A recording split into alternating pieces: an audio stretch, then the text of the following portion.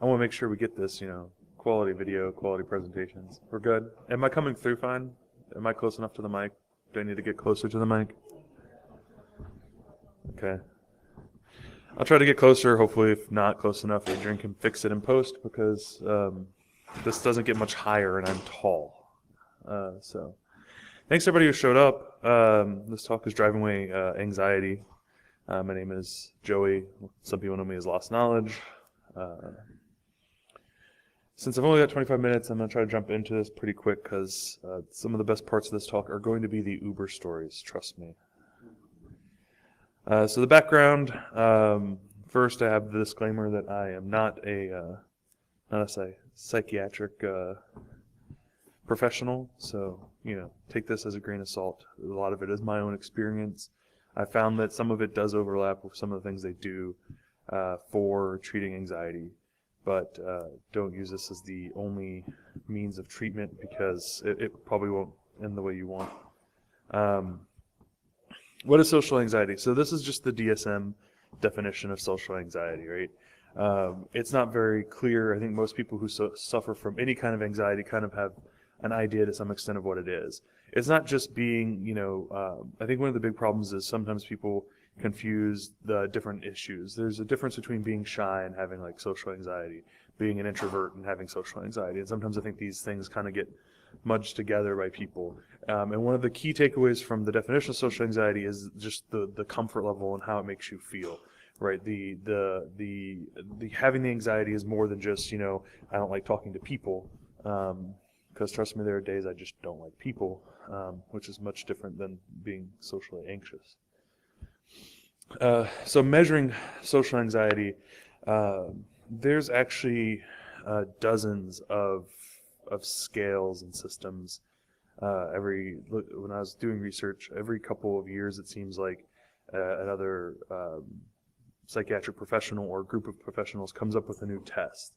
But they all seem to be very similar in structure, which is they look at a series of social interactions and they ask, the question ultimately becomes, how do those situations make you feel, and which of those situations make you feel that way? And sometimes they'll ask questions about how often you avoid those situations to kind of create a scale to do that. One of the more common ones, which is used a lot of times for self-assessment, is the Leibowitz social anxiety scale. And that one, if you went and Googled that term, you will find probably 4 or 5 sites right off the top that have a little questionnaire you can go fill in. Most of the other tests are usually administered by professionals, and they're smart enough to not ask you directly, because that can sometimes get bad answers. So they basically just do normal psychoanalysis, talk to you about what makes you anxious, and over time figure out where that level is. So in the scale here, I kind of broke it down into 3 categories. I've seen it broken down into as high as 5. The pictures aren't truly 100% representative, because, as I said, it's the only one I think is really representative is Sam the Eagle going back in the door when he sticks his head out, because that's at that level of social anxiety, you're talking about people who will almost to a point of being a shut-in because they don't want to have to interact with people. They'll minimize those interactions that much. Whereas the other levels, it can be different things, right? Some people may be moderate level, but they have certain interactions that don't bother them as much as others. Let's see. Next. So where was I? I would say based on, I tried to do it was kind of hard to do because I did these self-analysis tests after I did this process. So I tried to answer the questions as I would have answered them a year ago, and was kind of falling in the moderate range pretty consistently. So I would say that's probably roughly where I was. I definitely wasn't a shut-in, but there definitely were social interactions that I was not comfortable with and things I didn't enjoy doing. One thing some people would probably say to that is, don't you give talks? I've been doing presentations for a while now. What I'll say is, when I did my first presentation, almost 7 years ago now, when I did my first talk, I was nervous as hell, just from giving a presentation, but also the fact I was in front of people. What really helped that presentation in particular was The first time I ever did a talk was at DerbyCon, and it was the year when they were at the Rio. And I was in the Penn and Teller Theater, and it was a properly lit stage, so I couldn't see more than 5 feet in front of me. So I didn't know if there were 5 people in the audience or 100 people. And that made speaking in front of a group a lot easier if you can't see the people that are watching you.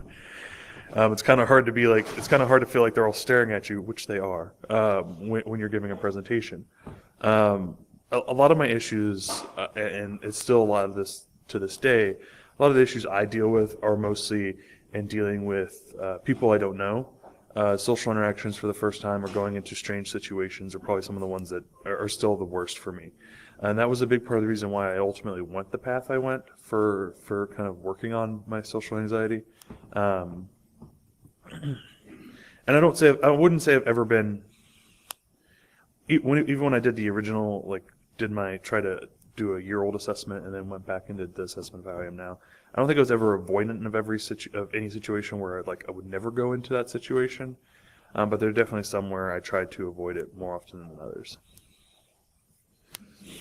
So treatments for social anxiety, these vary a lot, and a lot of it depends on the medical professionals that you see.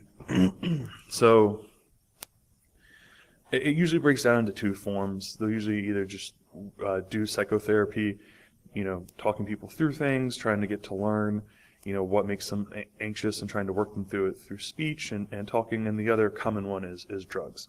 And what I'll say is actually some legal and probably illegal drugs in this case. The professionals will give you all the legal ones. It's become more common now in states where it's been legalized to include marijuana in this list, which is probably the one that has the least, I would say, long-term effects on people from a sense of detrimental. Because the other big ones are SSRIs and SNRIs are 2 of the big ones. For those who don't know, those are basically categories of primarily antidepressants. Then the other very common category is benzos, which have been shown to cause issues over long-term usage. So I'm not, me personally, I've never been a fan of drugs as a long-term solution. Growing up, I will say, a problem child, and so therapists did try to give me drugs. They never quite worked right, so I've never been a fan of them. I'm also not a big fan of therapists because a lot of the ones I've run into, that's usually, a lot of them kind of seem to go down that path of, trying to, wanting to find that quick solution. And sometimes that's the patient, right? They want the fix today and they don't want they don't want to wait. They don't want to work for the fix. So it's a combination of the 2. For me personally, I was trying to resolve this without having to talk to anybody about it, which is probably bad too, which is where we get to my plan. So I tried to come up with ways to force the social interactions to kind of help with the issues. And ultimately, I looked at things like, well, I've got social interactions at work, but I have to deal with those people no matter what, so it doesn't really, have any effect. Bars and stuff weren't really going to be useful because it's drinking as a form of self-medication, right? You look at conferences, we have a lot of people in the community who maybe have social anxiety issues, and then as we start to drink, we become a much more, friendly bunch. So I knew the alcohol wasn't going to work, and I looked at local meetup groups and thought about that as a possible option. The part of my concern was the length of interactions that would be required for some of those. What some people, people want to do these long events. And the other thing was I found a lot of people who were meeting in their houses and stuff. And that was a level of uncomfortable, I'm going to go to some strange person's house on a meetup group. That sounds both safe and not weird at all. In the back of my mind, I had Key Party, and not the security Key Party that you guys might be thinking about. Yeah. So what I ultimately decided to do was Uber and Lyft, to do ride sharing. And the reason was that the interactions I knew would be short. I would have enough time in many cases to get to the level where anxiety would come into play.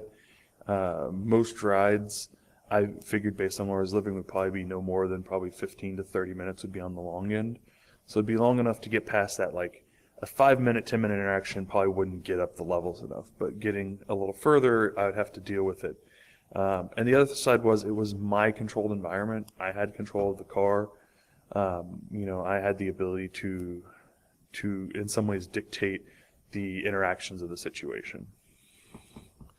So for me, I decided that that was the path I was going to go down. With regards to the interactions, like I said, 10 to 20 minutes. The other big thing for me when I did this is the level of variance and the people. With a few exceptions when I was driving, I never had the same person twice in my car or a group of people. I could name like 3 situations where that happened. I can tell you that the ones who were locals who got repeat rides didn't remember me at all. So it worked out. And that actually probably helped reinforce some of the things in the end, because I was like, oh, well, if I was awkward the first time they were in the car, they don't remember because they act like they've never seen me before, right? So the interactions are in my space, right? Like I said, it was a comfortable place. I knew where I was, and it didn't have to be a fear of like trying to escape, but also the fact that I knew they were going to be getting out of the car. I don't think I've ever had a belligerent person who wouldn't get out of the car. Had other weird things happen, but never that. What I eventually learned later was that I was actually basically doing a form of exposure therapy, which is something that some therapists will use to get people into situations, and trying to force people to face those social interactions so they can learn to deal and cope with them, right? You can try to give people coping mechanisms, but if they still don't go into the situations to try to use those methods, then the mechanisms are never going to get tried and tested, and you're never going to improve the situation. So there are a couple bonus features to the path I went down too, right? The first is money. You get paid to drive your car around. The money's not great all the time.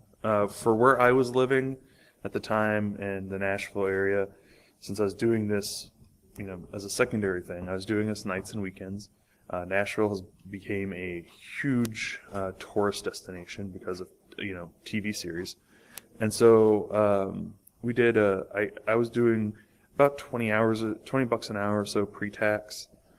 Sometimes I'd have $40 an hour or so.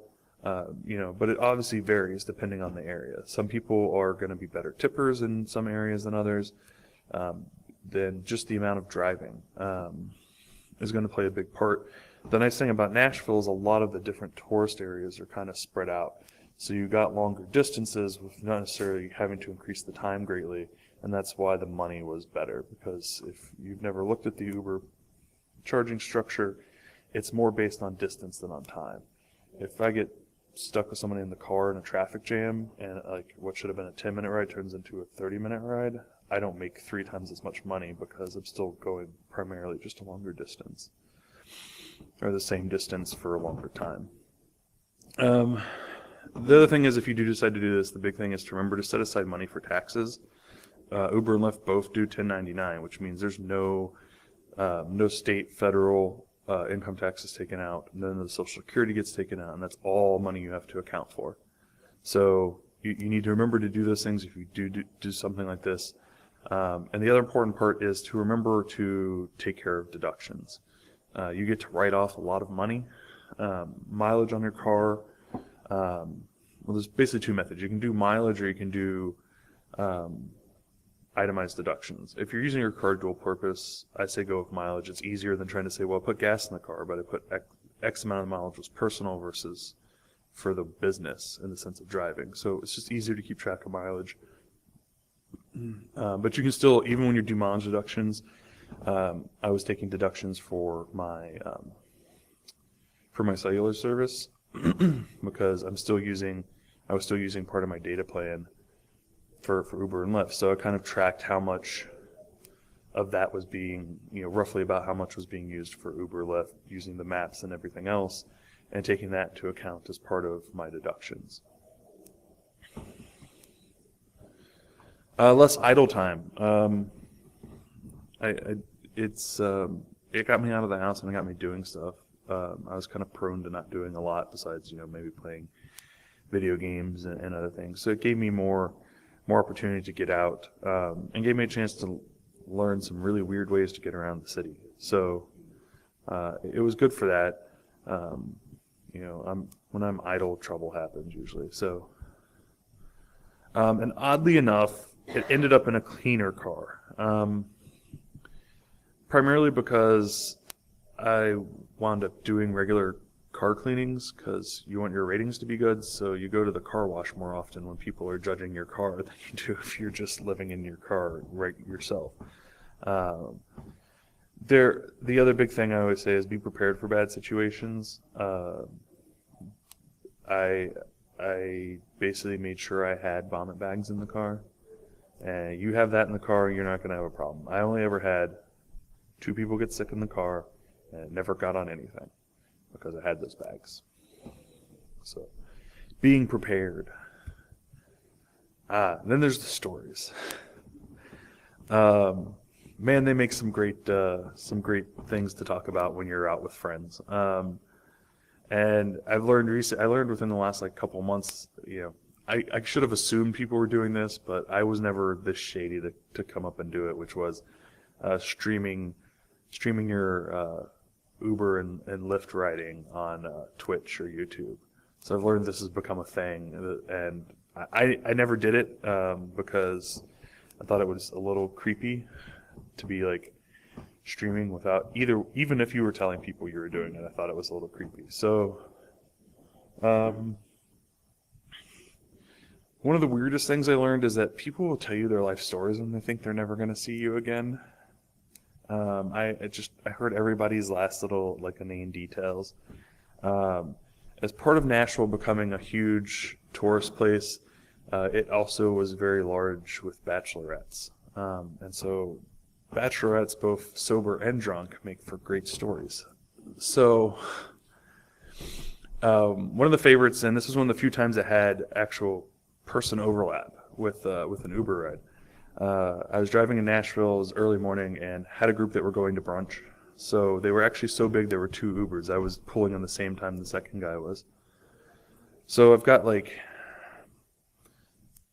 bachelorettes in the back of my car, and they're all excited and talking, and the bride is one of the ones in the car. On the course of this ride, they're so excited and enjoying my conversation, I get invited to the wedding. It's okay, thanks. That's in New York. Okay. I almost had to go, so can I get your last names to make sure I'm not related to any of you? As my dad said, the family was all from New York. And so they were a very friendly bunch. Don't get me wrong, I liked them. They were stone cold sober because it was first of the day for them. It was a few hours later. I was driving and I pick up another group, and it's the same bunch of bachelorettes, but it's the other half of the group, except for one person was in the first ride. And I determined she was the quote unquote mom of the group. She was the one making sure they all made it home and survived. She was oh my God, it's Joseph. He was the best this morning. And she was super excited. So they're all hitting me up.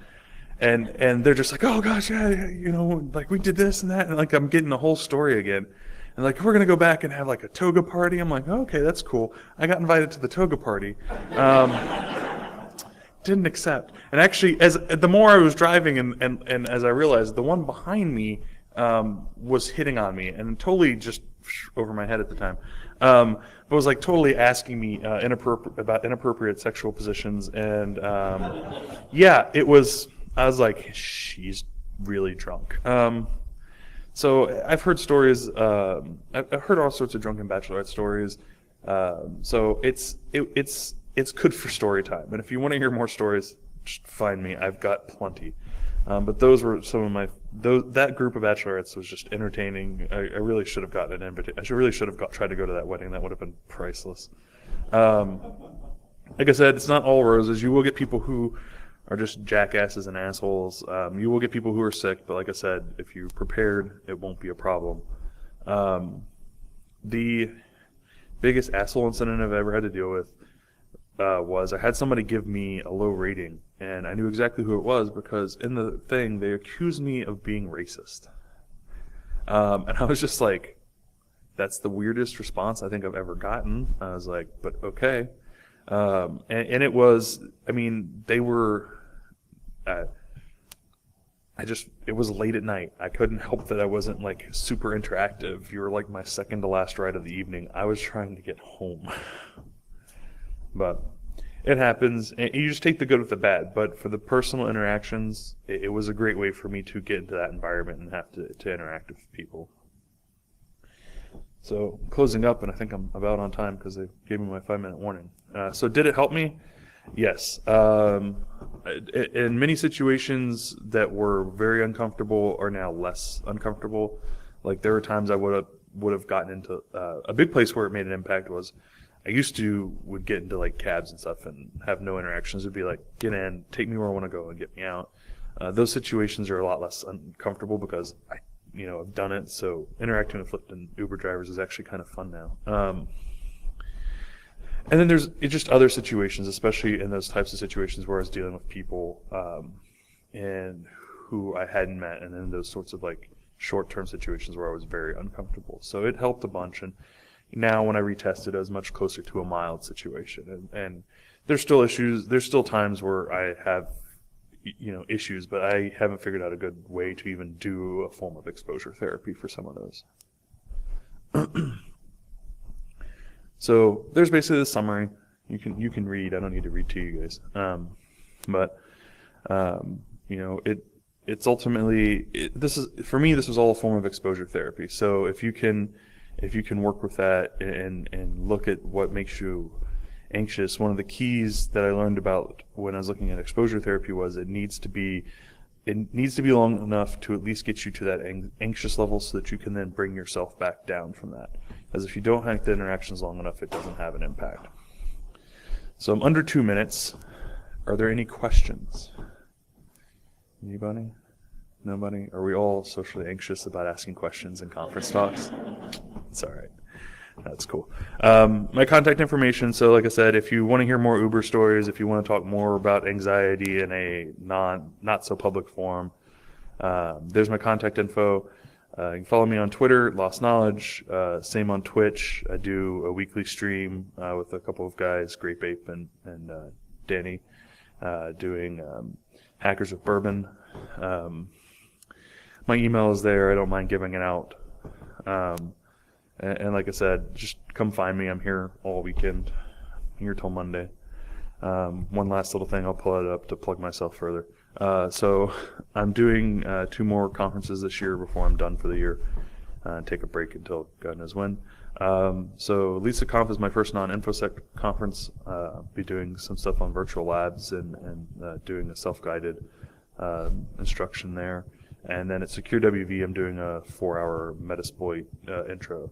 And if you're in this area and you don't know about Secure WV, it is in Charleston, November 30th to December 2nd, so I will plug them for them. Go and check it out. It's a nice small con, probably 200 people on the high end. They have lots of little 4-hour trainings and lots of good presentations. So with that, I do believe I'm almost out of time, so thank you, everybody.